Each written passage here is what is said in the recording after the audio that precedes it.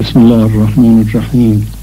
یا مقلب القلوب والابصار، یا مدبر اللیل والنهار، یا محول الحول والاحوال، حول حالنا الى احسن الحال.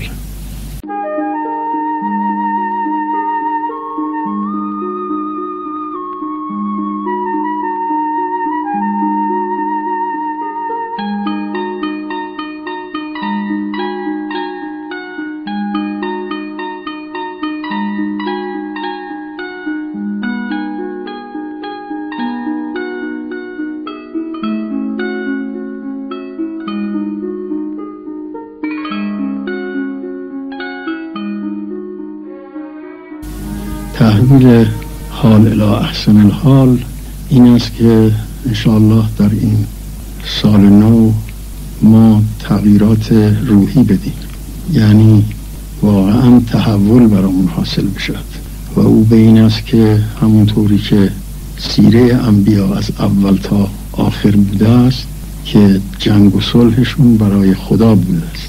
هیچ پیغمبری جنگ نکرد الا برای خدا و صلح نکرد الا برای خدا.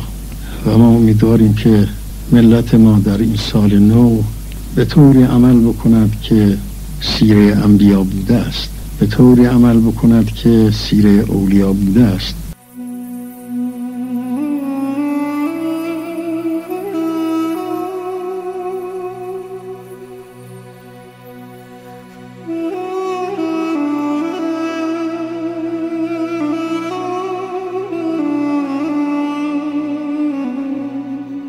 و عمده این است که هواهای نفس از بین برد.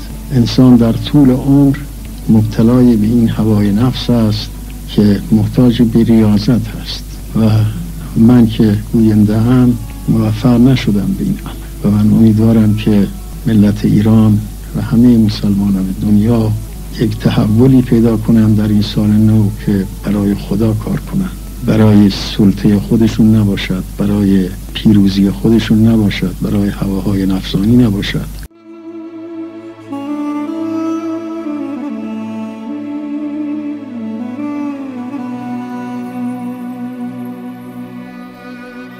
و خداوند انشاءالله همه را توفیق بدهد که در راه خدای تبارک و تعالی مجاهدت کنند و انشاءالله این روز بر همه مبارک باشد و خداوند همه مسلمین را با هم متفق کند در مقابل کفر جهانی. و السلام علیکم و رحمت الله.